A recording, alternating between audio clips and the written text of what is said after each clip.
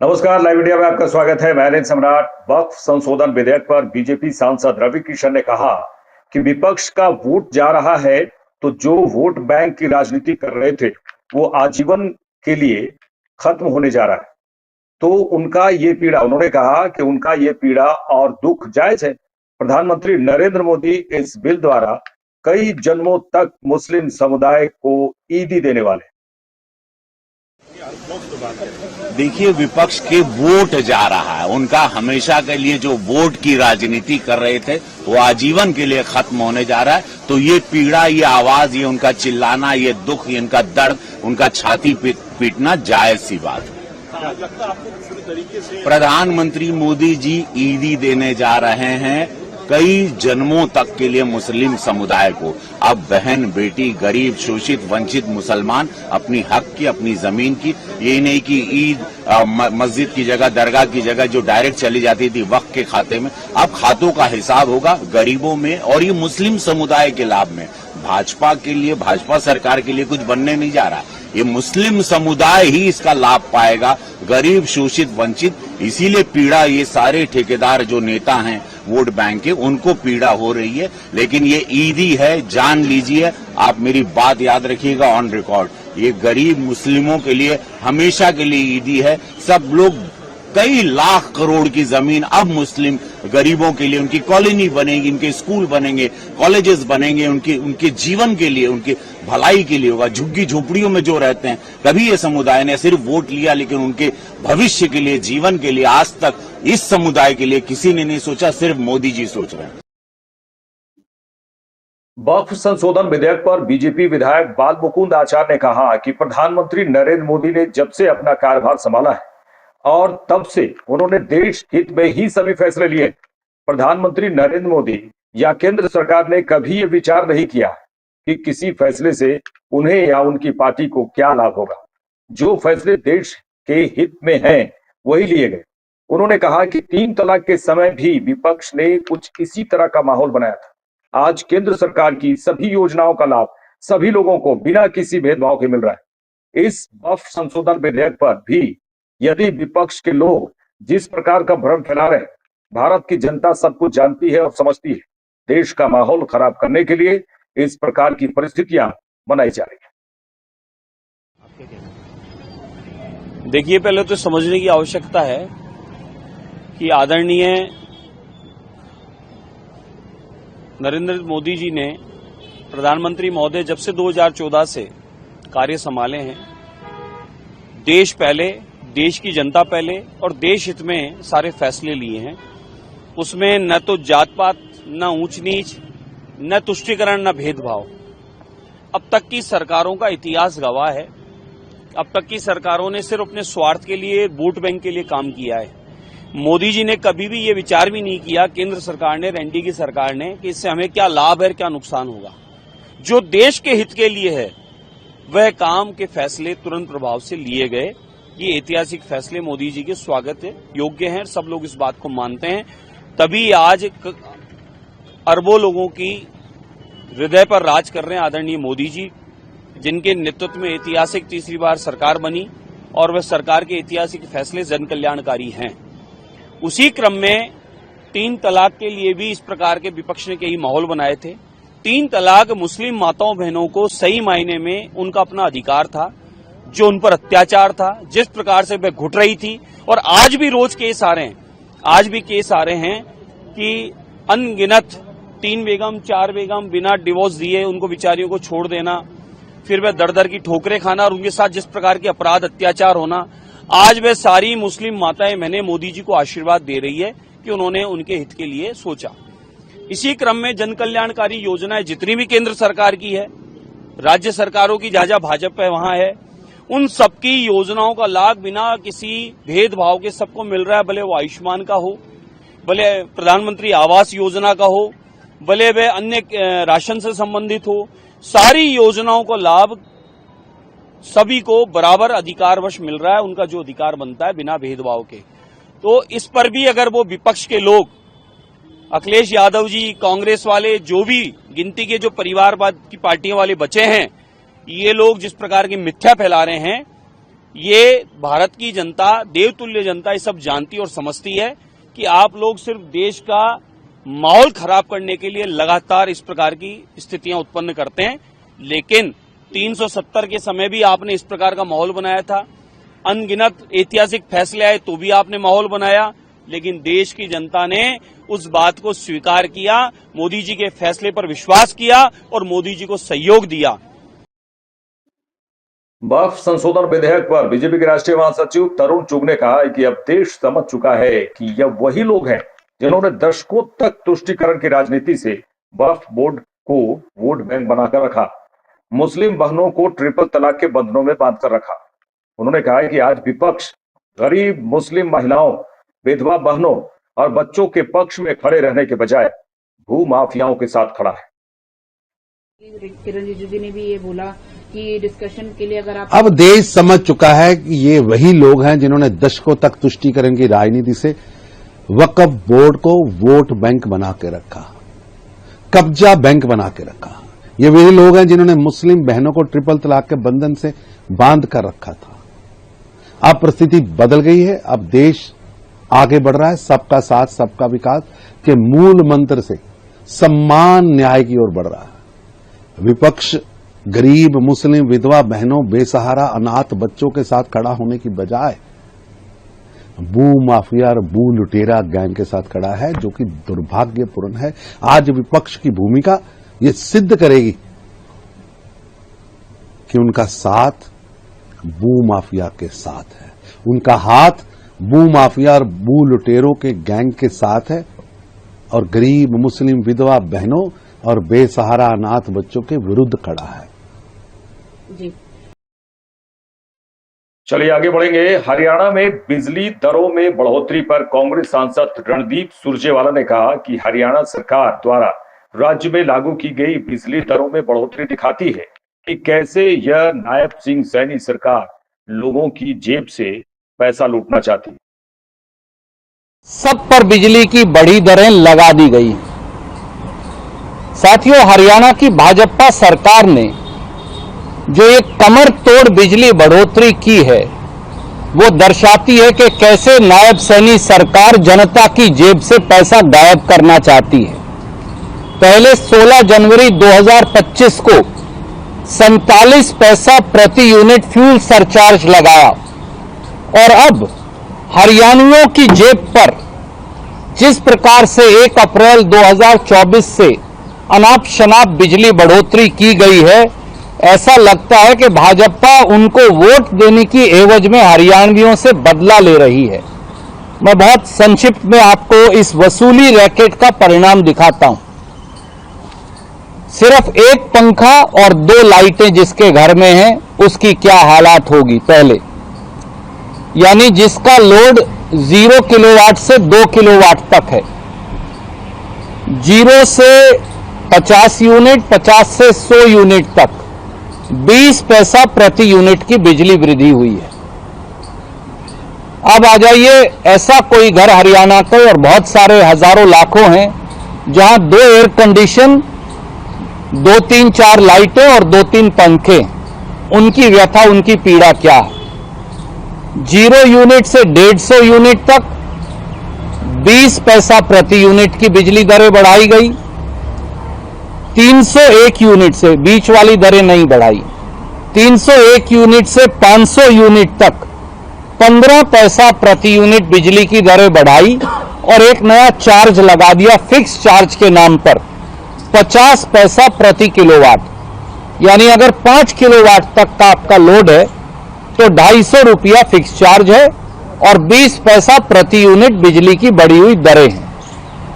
500 unit से अधिक की खपत पर पहले की तरह 7 रुपया 10 पैसे प्रति यूनिट बिजली की दरें रहेंगी और फिक्स चार्ज के 50 रुपया प्रति किलोवाट सैंक्शन लोड का बढ़ जाएगा।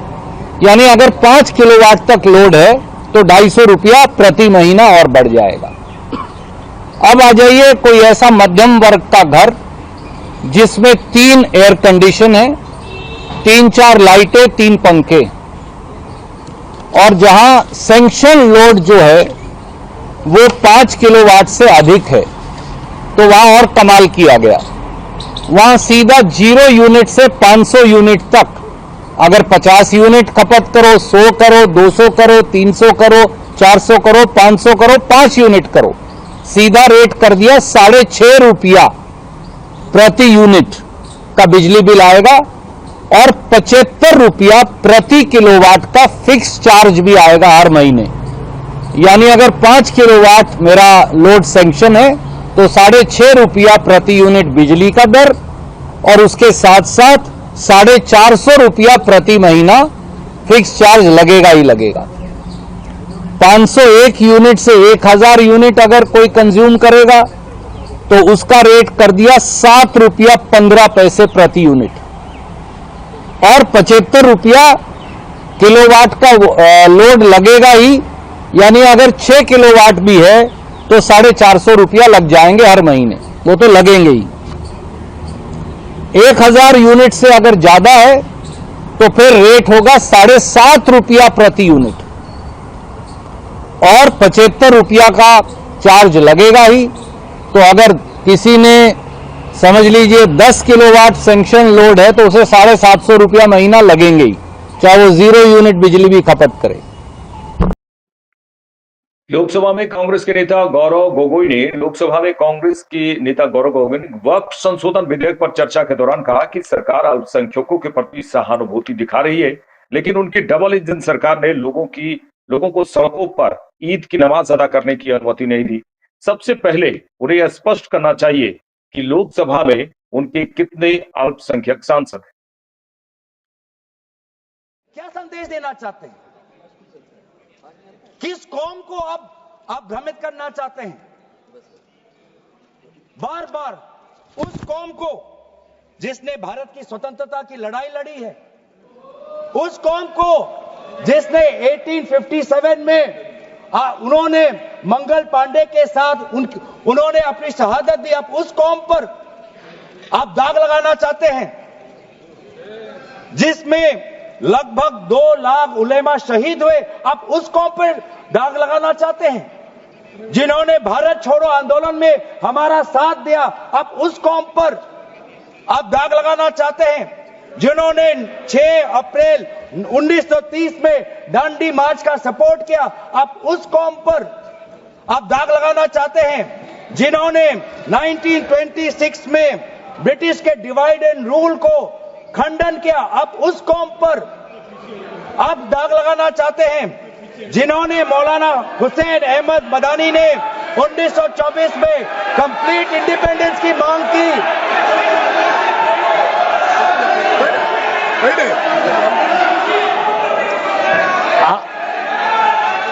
जब आप लोग भारत छोड़ो आंदोलन का समर्थन नहीं कर रहे थे, उस कौम ने भारत छोड़ो आंदोलन का समर्थन किया। जब आप लोग अंग्रेजों को मर्सी पिटीशन लिख रहे थे, वो माल्टा में 3 साल और इजिप्ट में उन्होंने शहादत दी। आप किस कौम पर दाग लगाना चाहते हो जिन्होंने 1924 में जिन्ना के 2 नेशन की थियरी को पूरी तरीके से नकारा, आप उस कौम पर लगा रहे हो। सर यही है इनका डिवाइड एंड रूल, यही है इनका डिवाइड एंड रूल। बहुत लोग पूछते हैं सर हमारा राष्ट्रवाद क्या है? सर हमारा राष्ट्रवाद, nationalism for us is being United in our shared love for our Bharat Mata and the mutual respect for her culture, language, dress, food and religion. It is the love for our national flag, the तिरंगा, जिसकी सम्मान आपने नहीं की थी। अपनी संवेदना जता रहे हैं। सर कुछ हफ्ते पहले देश में विभिन्न जगहों में लोगों ने ईद की शुभकामनाएं एक दूसरे को दी, और क्या आपको पता है कहां इनकी डबल इंजन की सरकार ने लोगों को रास्ते पे ईद का नमाज भी पढ़ने नहीं दिया। और ये बात करेंगे आप अल्पसंख्यकों के प्रति अपनी संवेदना जताते हैं। मैं पूछना चाहता हूं कि आपके लोकसभा में कितने एमपीज अल्पसंख्यक हैं? पहले उसका विवरण दीजिए। और फिर हमें बताइए कि आपके दिल में कितना संवेदना है। सर मेरा तो कभी मैंने जिस दिन भी ये बिल इंट्रोड्यूस हुआ उस दिन भी आदरणीय मंत्री को मैंने सुना और आज भी मैंने उनको सुना। जिस दिन उन्होंने इंट्रोड्यूस किया उस दिन भी अगर आप उनका स्टेटमेंट पढ़े तो उन्होंने कहा कि इसको बिल लाने से पहले बहुत विस्तार रूप से इस बिल की लाने के लिए चर्चा हुई थी। सर पूरा का पूरा मिसलीड। चलिए आगे बढ़ेंगे। दिल्ली विधानसभा में नेता प्रतिपक्ष अतिशी ने कहा है कि कपिल मिश्रा पर कोर्ट ने एफआईआर दर्ज करने का आदेश दिया। ये बातें दिल्ली विधानसभा में नेता प्रतिपक्ष अतिशी मारलेना कह रही हैं कि कपिल मिश्रा पर कोर्ट ने एफआईआर दर्ज करने का आदेश दिया है। 2020 के दंगों पर जिन जिन नेताओं पर एफआईआर दर्ज हुई है सभी लोग तिहाड़ जेल। कपिल मिश्रा को दिल्ली पुलिस को तुरंत गिरफ्तार करना चाहिए, लेकिन क्यों दिल्ली पुलिस उन्हें गिरफ्तार नहीं कर रही है? उन्होंने कहा कि हम कपिल मिश्रा के इस्तीफे की मांग कर रहे हैं। कपिल मिश्रा जी पर कोर्ट ने एफआईआर दर्ज करने का आदेश दिया है। 2020 के दंगों में जिन जिन पर एफआईआर हुई है सारे तिहाड़ जेल में हैं। कपिल मिश्रा जी को दिल्ली पुलिस को तुरंत गिरफ्तार करना चाहिए। क्यों दिल्ली पुलिस गिरफ्तार नहीं कर रही है? क्यों मुख्यमंत्री रेखा गुप्ता जी उन्हें अपने कैबिनेट से बर्खास्त नहीं कर रही हैं? क्या भारतीय जनता पार्टी दंगों में शामिल थी? क्या उनके आशीर्वाद से दंगे हुए जो दंगई को बचा रहे हैं? तो हम बिल्कुल कपिल मिश्रा के इस्तीफे की मांग कर रहे हैं और आगे भी करते रहेंगे। लेकिन सत्ता पक्ष का कहना है, जैसे अभी चर्चा हो रही थी सीएजी का, ये कहना है कि आप लोग सीएजी पे चर्चा में भाग नहीं लेना चाहते, बच रहे हैं उससे, इसलिए आप ऐसे कपिल मिश्रा जी को क्यों नहीं वो बर्खास्त करते? क्यों कपिल मिश्रा को बचा रहे हैं? क्यों कपिल मिश्रा इनके काउंसिल ऑफ मिनिस्टर्स में है जबकि पूरे दिल्ली ने, पूरे देश ने देखा है कि वो दंगे भड़का रहे थे? समाजवादी पार्टी के मुखिया और सांसद अखिलेश यादव ने बीजेपी पर कटाक्ष करते हुए कहा कि खुद को दुनिया की सबसे बड़ी पार्टी कहने वाली पार्टी बीजेपी अभी तक अपना राष्ट्रीय अध्यक्ष नहीं चुन पाई। इस पर जवाब देते हुए केंद्रीय गृह मंत्री अमित शाह ने कहा कि मेरे सामने जितने भी पार्टियां हैं उनके राष्ट्रीय अध्यक्ष का चुनाव कुछ परिवार के लोग ही करेंगे। उन्होंने कहा, अमित शाह ने कहा कि हमें 12 से 13 करोड़ सदस्यों में से प्रक्रिया के बाद चुनना है, इसलिए इसमें समय लगता है। आपके मामले में इसमें ज्यादा समय नहीं लगेगा। उन्होंने कहा, मैं कह रहा हूं अखिलेश यादव पर, उन्होंने सीधे सीधे अखिलेश यादव को जवाब दिया कि मैं कह रहा हूं कि आप 25 साल तक अध्यक्ष बने रहे। माननीय सदस्य लोग ये कह रहे हैं कि हमारे सदस्य नहीं है यहां पर जो हमारे साथी हैं, लेकिन अध्यक्ष महोदय मैं ये कहना चाहता हूं, ये जो बिल लाया जा रहा है, भारतीय जनता पार्टी में एक मुकाबला चल रहा है। भारतीय जनता पार्टी के अंदर मुकाबला चल रहा है कि खराब हिंदू कौन बड़ा है। और ये बात अध्यक्ष महोदय मैं ऐसे ही नहीं कह रहा हूं। जो पार्टी ये कहती हो कि दुनिया की सबसे बड़ी पार्टी है, अध्यक्ष महोदय वो अपना राष्ट्रीय अध्यक्ष नहीं चुन पाए अभी तक। अध्यक्ष महोदय भारतीय जनता पार्टी क्या है?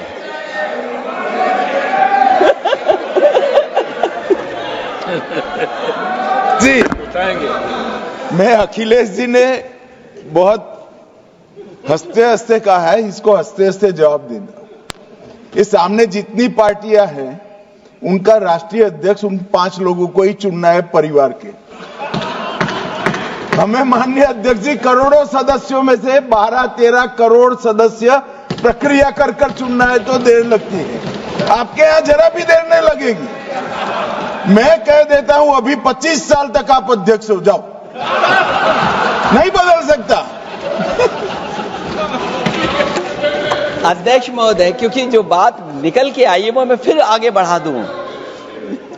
अध्यक्ष महोदय, जो बात सोशल मीडिया या और जगह गुपचुप हो रही है, कहीं ऐसा तो नहीं था कि अभी कुछ दिन पहले यात्रा जो हुई है वो कहीं 75 वर्ष की एक्सटेंशन वाली यात्रा तो नहीं थी। अध्यक्ष महोदय, मेरे साथ इस बुलेटिन में इतना ही। देश दुनिया की तमाम खबरों के लिए देखते रहिए लाइव इंडिया। नमस्कार।